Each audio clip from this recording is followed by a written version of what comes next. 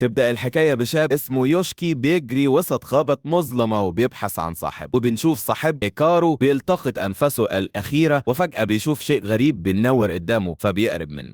بينتقل المشهد بعد مرور فترة على الحادث، وكان يوشكي وهيكارو قاعدين مع بعض. بيقول يوشكي احنا فقدناك اسبوع كامل في الغابة اللي عند الجبل، هو انت فعلا مش فاكر اللي حصل؟ فيرد هيكارو لا مش فاكر، المهم ان بخير. وبنعرف انهم الاتنين اعز اصدقاء. واثناء ما هم قاعدين بيقول يوشكي انا في حاجة شغلة تفكيري من وقت لما رجعت من الجبل، انت مش صاحبي هيكارو صح؟ والرد الصادم من هيكارو ازاي؟ ثم يضيف انا افتكرت ان بقلده بدقة شديدة وفجأة بيتغير شكله، ويوشكي بيكون مصدوم من اللي شايفه. بيقول هيكارو ارجوك ما تقولش لحد، دي اول مرة اعيش كإنسان، انا مبسوط اني بروح المدرسة بلعب وبعمل الحاجات اللي البشر بتعملها، ده مش جسدي ولا دي شخصيتي، بس انا مبسوط في الحياة، فما تقولش لحد ارجوك، انا مش عايز اقتلك لان في ذكريات هيكارو كان بيحبك وانا كمان حبيت. كل ده ويوشكي مصدوم ومنطقش بكلمة، لكنه بيقول في سره هيكارو رحل خلاص ومش هيرجع تاني، حتى لو ده مش هيكارو ومزيف هيكون افضل من رحيله للابد. ومن وقتها قرر يوشكي ما يخليش حد يعرف ان ده مش هيكارو، وحاول يقنع نفسه انه هو فعلا هيكارو لانه كان بيحبه جدا ومش قادر يستوعب انه راح. وبيجي مشهد فلاش باك وهيكارو بيقول انه هيروح الجبل، ولما يوشكي سأله هتروح تعمل ايه هناك؟ رد ده سر ما اقدرش اقول. بيصحى يوشكي وكان بيحلم باخر لحظات شاف فيها هيكارو الاصلي، وبنشوفه مكتئب شوية وبيحلم باحلام غريبة عنه دايما ويفكر فيه طول الوقت. بينزل يفطر عشان يروح المدرسة، وبعد الفطار بيجي هيكارو عشان يمشوا سوا. وهم ماشيين كان هيكارو بيحكي حاجات تافهة وفرحان بيها، زي ان امه جابت لهم بطيخة واكلها، ويوشكي بيسمعه وهو مبسوط وبيقول في سر مش مهم انت مين، المهم انك موجود معايا.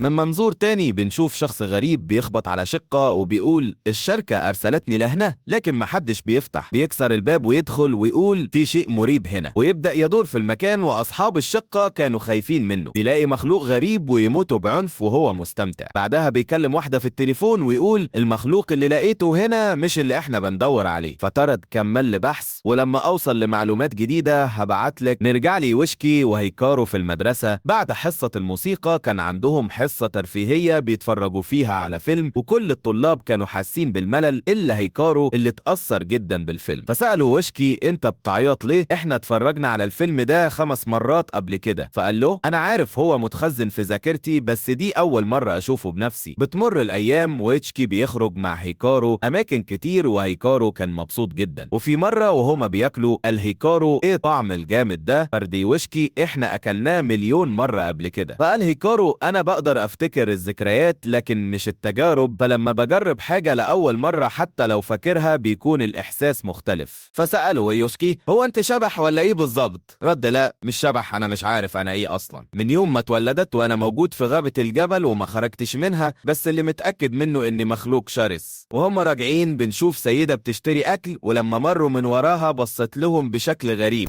وبعد شوية وهم بيتمشوا بتصرخ سيدة عجوز بمجرد ما شافت هيكارو وتقول هبط المخلوق الكوني من الجبل، وتهرب بسرعة لبيتها. يوشكي خاف وقال يلا نمشي، وكان هيكارو واقف وعينه حمراء بيبص على بيت العجوز. وأثناء الطريق سألوا يوشكي لما لقيت هيكارو كان مات؟ رد جسده كان دافي جدا وانبض قلبه ضعيف. فسألوا يعني انت قتلته؟ قال لا اقسم لك لما وجدته كان بيحتضر ومات. وحكى قصته انه كان تايه في الجبل سنين طويلة مش عارف هو ايه، لحد ما شاف هيكارو وهو بيطلع روحه، وفجأة اصبح هو هيكارو. لما وصلوا بيت يوشكي كان بيعيط وقال له يا ريت ما تسيبنيش تاني، ودخل بيته. وهيكارو رجع لبيته هو كمان بالليل. يوشكي كان نايم وبيحلم بكوابيس غريبة. في الوقت ده العجوز قافلة على نفسها وبتعيط وبتقول ابعد عني. فيجيها صوت تخين مخيف بيقول افتح الباب انا ساعي بريد. تصرخ العجوز انا عارفة انت مين، ابعد عني وسيبني اعيش، انا مش هفتح الباب. وفجأة بيظهر وراها ويقول انا فعلا دخلت، ويموتها بشكل بشع، ويتضح انه هيكارو المخلوق الغريب. بعد كام ساعة الشرطة بتوصل المكان وتحقق في موت العجوز. وبنشوف راجل عجوز تاني خايف بعد ما سمع باللي حصل ويقول اكيد المخلوق رجع وهيجي عندي عشان يموتني انا كمان. ومن منظور اخر بنشوف شخص اسمه تيكيدا موجود في موقع جريمة العجوز العجوز ويقول الطقوس فشلت، عشان كده هو رجع، لازم نستدعي شخص مختص وبيتصل على الشخص اللي ظهر قبل كده بيموت. مخلوق غريب وبيطلب تكادو منه يجي للقرية عشان في مصيبه حلت عليهم، وشكل كده المخلوق المتجسد في هايكرو وراه قصة كبيرة. في اليوم الثاني كان يوشكي وهايكرو رايحين المدرسة، وشاف يوشكي عربيات الشرطة فسأل ببرأة ايه اللي حصل. اخبره هايكرو بانه سمع عن وفاة سيدة عجوز وكانت والدته تتحدث عنها في الصباح. استغرب يوشكي خاصة ان هذه السيدة صرخت يوم امس عند رؤية هايكرو. عند وصولهم للمدرسة وجدوا كل الطلاب يتحدثون عن السيدة المتوفاة، وقالوا انها انتحرت بعد ما حشرت يديها في بطنها حتى الاختناق. كما تداولوا قصصا عن حوادث غريبة ومرعبة. مؤخرا حكى تاو احد زملائهم عن موقف مرعب حدث له في طريقه الى البيت، اذ اضطر للمرور عبر الغابة الغريبة والمرعبة وشعر بوجود مخلوقات تتحرك حوله. طلب من يوشكي مرافقتهم اليوم لتوصيله الى البيت، لكنه رفض في البداية، لكن هايكرو قال له موافقين هنيجي معاك. كما انضمت اليهم فتاتان يوكي واساك.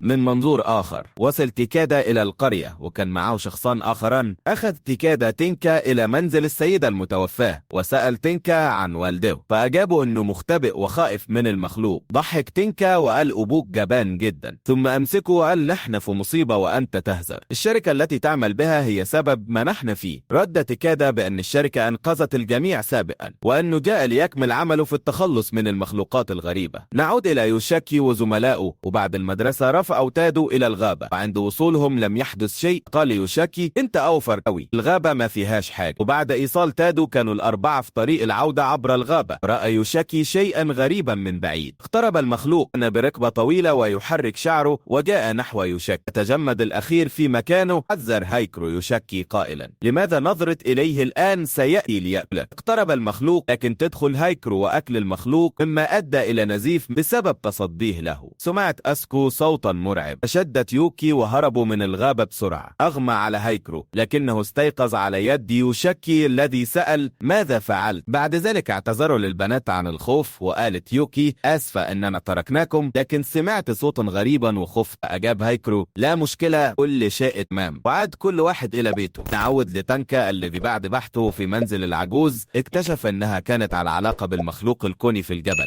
وجد في حقيبة حجر أسود على شكل وجه، وذكر أنه كان رأس شخص يوما واستخدم لطرد الأرواح الشريرة. اكتشف أيضا أن المخلوق الكوني خرج من الغابة وهو موجود الآن في القرية، لكنه سيواصل البحث عنه. ما يوشكي قد كان جالسا مع هايكرو وسأله كيف أكلت الشيء الذي كان في الغابة، فقام هايكرو بفتح صدره وأكد أنه مجرد مخلوق غريب وأنه ليس هو. يوم التالي بينما يوشكي كان يشتري من السوبر ماركت، اقتربت منه السيدة التي ظهرت سابقا وأمسكته قائلة أنت في مشكلة كبيرة، قاعد فروا عن شيء خطر وإلا ستختلط به وتصبح غير إنسان. استغرب يوشكي وسألها من أنت وماذا تقولين؟ فأجابت أنا مجرد ربة منزل، لكن شعرت بالخطر تجاه هذا الشاب ذي الشعر الأبيض وقلت لازم أحذره. أعطت له رقمها وقالت اتصل بي إذا أردت تحدث، اسمي روي. عادي يوشكي للبيت وهو يفكر في الاتصال بروي، لكنه تراجع وبدأ يحلم بكوابيس عن هيكرو وما يحدث معاه مؤخرا.